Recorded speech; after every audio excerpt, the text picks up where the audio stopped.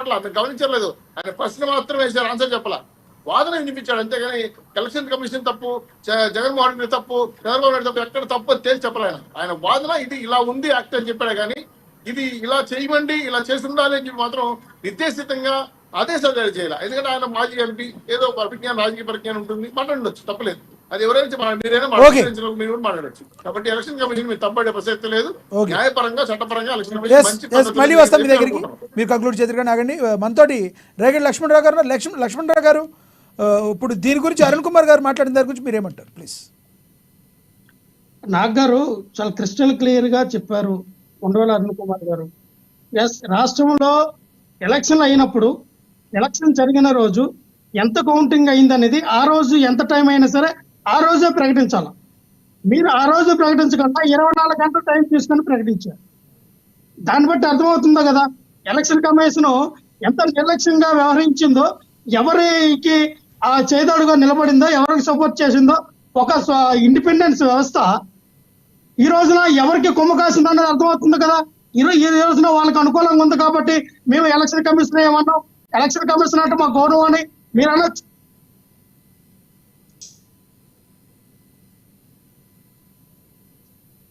Voice వినబడుతుందండి? Yes, వినబడుతుంది, continue.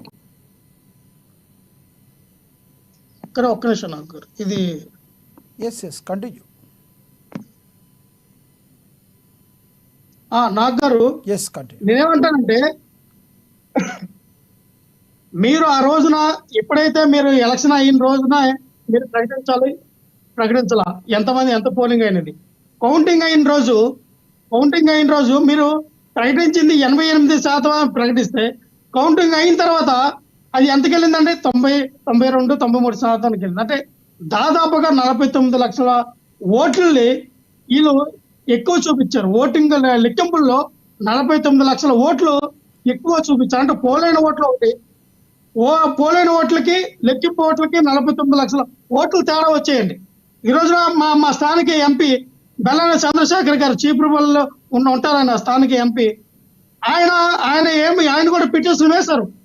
ఆ రోజున ఇదే ఈవీఎంలకి 56, 66, 44% బ్యాటరీ ఛార్జింగ్ ఉంటే, పోలింగ్ అయిన రోజు అంటే లెక్క పెట్టిన రోజు 100కు 100% ఛార్జింగ్ ఎలాగొచ్చినాయి, ఎప్పుడు వీళ్ళు ఛార్జింగ్ పెట్టారు, ఎలాగా అంత ఫుల్ ఛార్జింగ్ ఎక్కడ కారణం ఏంటనేది 5 లక్షల రూపాయలు కట్టి లక్ష్మణరావు గారు ఒక క్వశ్చన్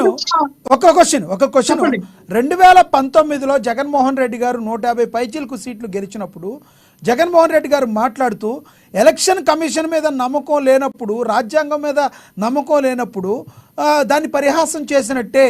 ఏ రకంగా టీడీపీ వాళ్ళు ఆ రోజున ఈవీఎం మెషిన్లు కరెక్ట్గా లేదో ఉందని ఎలా మాట్లాడతారు, ఇది కరెక్ట్ కాదని సాక్షాత్తు జగన్మోహన్ రెడ్డి గారు మాట్లాడారు. అంటే మీరు ప్రభుత్వంలో గెలిచినప్పుడేమో ఈవీఎం మిషన్లు మంచి, ఎలక్షన్ కమిషన్ కరెక్ట్గా వర్క్ చేస్తుంది అనుకోవాలి, మీరు ప్రతిపక్షంలో ఉంటే దాన్ని ఒప్పుకోరని అడుగుతున్నారు వాళ్ళు. దానికి ఏం చెప్తారు మీరు? గారు, అసలు ఈవీఎంల మీద డౌట్ పెట్టింది ఎవరు? చంద్రబాబు నాయుడు గారు. ఈవీఎంలను ట్యాంపరింగ్ చేయొచ్చు అని చెప్పింది ఎవరు? చంద్రబాబు నాయుడు. దేశంలో ఏ నాయకుడు కూడా ట్యాంపరింగ్ అవుతుంది, ట్యాంపరింగ్ చేయొచ్చు అనే విధానాన్ని బయట చంద్రబాబు నాయుడు గారు పెట్టిన తర్వాతనే మాట్లాడారు. అంతగత ముందులో ఎవరు మాట్లాడాల. కావాలంటే మీరు రికార్డ్ తీసుకోండి. చంద్రబాబు నాయుడు గారు అనుకో మరి ఆయన ఆ రోజున ఇదే ఈసీ ఎందుకు ప్రశ్నించలేకపోయారు, ఇదే ఈసీకి ఎందుకు కంప్లైంట్ చేయలేకపోయారు? ఆ 2019లో మేము నిజంగానే మీరు అన్నట్టుగా ఈవీఎంల ద్వారా మేము గెలుచుంటే 2024లో కూడా ఈవీఎంల ద్వారా మేము గెలుస్తామే. ఆ అవకాశం టీడీపీకి, ఎన్డీఏ కూటమికి మేమెందుకు ఇస్తాం? అదే చేసిన మేమే చేస్తాం కదా. మేము చెప్పేదానండి, ఈ రోజున ఎన్డీఏ కూటమి, బీజేపీ, జనసేన, టీడీపీ కుమ్మక్కై ఎలాగో సెంట్రల్ గవర్నమెంట్, సెంట్రల్ లో బీజేపీ ప్రభుత్వంకి ఆశించదగ్గ ఎంపీ సీట్లు రావట్లేదని ఇప్పుడు బీజేపీ మీద అబాండ్ వేస్తున్నారు. ఇప్పుడు మీరు బీజేపీ మీద అబాండ్ వేస్తున్నారు. లక్ష్మణరావు గారు, ఇప్పుడు మీరు బీజేపీ మీద అబాండ్ వేస్తున్నారు. ఎందుకంటే గతంలో ఎన్డీఏలో చంద్రబాబు నాయుడు గారు లేరు కాబట్టి బీజేపీ మీకు సపోర్ట్ ఇచ్చి మిమ్మల్ని గెలిపించిందని, ఇప్పుడు ఎన్డీఏ కూటమిలో వాళ్ళు ఉన్నారు కాబట్టి వాళ్ళు గెలిపించిందని మాట్లాడుతున్నారు మీరు పరోక్షంగా. నేను చెప్పేది వినండి. ఈ రోజున ఎవరైతే వాళ్ళకి ఇంటెలిజెన్స్ వ్యవస్థ ఇచ్చినటువంటి రిపోర్ట్కు అనుకూలంగా వాళ్ళు రాము అని తెలిసి ఇక్కడ మెయిన్ చేసినటువంటి మెయిన్ ఎవరంటే చంద్రబాబు నాయుడు గారు. చంద్రబాబు నాయుడు గారి ద్వారా ఉన్నటువంటి ఒక ఐటీ నిపుణుడు సింగపూర్ లో ఉంది. సింగపూర్ నుంచి రష్యా షిప్ ఏదైతే షిప్ అందులో ఉన్నటువంటి షిప్ ని అంటే ఈవీఎం లో ఉన్నటువంటి ఒక షిప్ ని ట్యాంపరింగ్ చేయడానికి అనుకూలంగా ఉన్నటువంటి షిప్ ని అక్కడ తయారు చేసి ఈవీఎం బ్యాచ్ అంటే ఎవరు? బీజేపీకి ఆర్ఎస్ఎస్ కి సంబంధించిన వ్యక్తులు. 90 లక్షల ఈవీఎంలు మాయమైపోయాయి సార్. బయటకు వచ్చినటువంటి 90 లక్షల ఈవీఎంలు ఏమైనాయి? దానికి సమాధానం చెప్పండి. ఎక్కడా నువ్వు సింగపూర్ లో కూర్చొని రష్యాలో కూర్చొని ట్యాంపరింగ్ చేసి గెలిస్తే ఈ రోజున మీరు ఎందుకు మాక్ పోలింగ్ ఎందుకు అంటున్నారు? మిమ్మల్ని ఎవరు 10 రోజులకే డిస్ట్రాయ్ చేయండి, మొత్తం ఈవీఎం లో ఉన్నటువంటి సమాచారం మొత్తం డిస్ట్రాయ్ చేయండి అని ఎందుకు ఆదేశాలు ఇచ్చింది? ఎందుకు మీనా కుమార్ గారు మీరు ఎందుకు ఇవ్వాల్సి వచ్చింది? దేనికి భయం? ఉంచలేరా? 3 నెలలు ఉంచలేరా? 6 నెలలు ఉంచలేరా? దేనికి మీకు భయం? మీరు నిరూపించుకోవాలి కదా. నిజంగా ఈసీ మీద ఒక ఆరోపణ వచ్చినప్పుడు ఈసీ నిరూపించాలా? ఇదిగో చూడండి వీవీప్యాట్ ఎలా ఉన్నాయి, పోలింగ్ ఏంటి అని నిరూపించుకోవాలా. ఎందుకు నిరూపించుకోవాలి? ఈ రోజు ఏమంటారు? మాక్ పోలింగ్ ఎవరికి కావాలి? ఇలా లెక్క పెట్టాలి, వీవీప్యాట్ లెక్క పెట్టాలి, పోలింగ్ అయిన ఓట్లు లెక్క పెట్టాలి. ఇవి దానికి దీనికి సమానంగా ఉన్నాయా లేవని చూసి అప్పుడేదా ఎవరికి ఎన్ని ఓట్లు వచ్చాయి, ఏ రకంగా చూసి అవకాశం మాక్ పోలింగ్ ఎందుకన్నా. ఒక్కడే సార్ నాకు అన్నగారు మీరే మాట్లాడండి. ఇందాక రోడ్ల గురించి అన్నారు. చిన్నది పాప చాలా వెనకడుగు వేసిన ప్రదేశం, చిన్న మారుమూల ప్రాంతం, శ్రీకాకుళం జిల్లా సంతకవటి మండలం సిరిపురం పంచాయతీ యాగాటిపేట. దాంట్లో ఒక 15-20 ఇల్లులు ఉన్నాయండి, ఒక దళితుల ఇల్లులు. దానికి వెళ్ళడానికి దారి లేదు.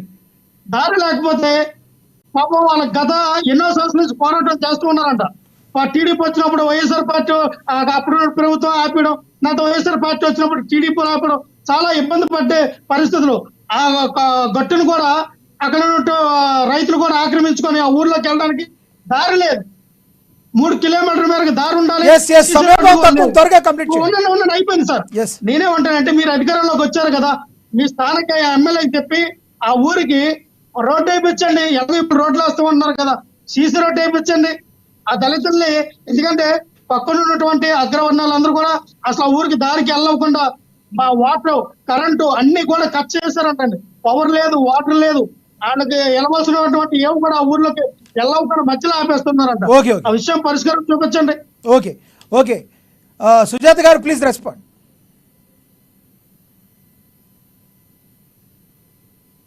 సార్, ఈవీఎంలు మేనేజ్ చేశారని చెప్పి బీజేపీని అంటున్నారు. మరి అదే పరిస్థితి నిజంగా బీజేపీ కనుక ఈవీఎంలు మేనేజ్ చేసే కెపాసిటీ ఉండుంటే కనుక, ఆ పరిస్థితులు ఉండుంటే కనుక మరి అయోధ్యలో అంత భారీగా ఓటమి ఎందుకు చేసుకుంటారండి? ఇటు ఇప్పుడు టీడీపీ మీద లక్ష్మణరావు గారు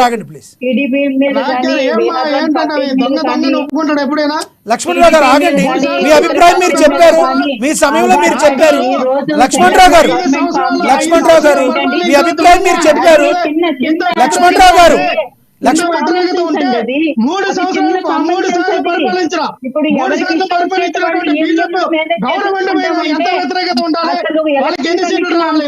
ఏం మాట్లాడతారు? రాజకీయ పార్టీలు అన్ని పిలిచినప్పుడు అందులో మీరు వైసీపీ వాళ్ళు కూడా ఉన్నారు కదా, అన్ని రాజకీయ పార్టీలను పిలిచారు కదా. అప్పుడు మరి మీరు అందరూ వెళ్ళి అక్కడ ఈవీఎం ట్యాంపర్ చేయగలే అసలు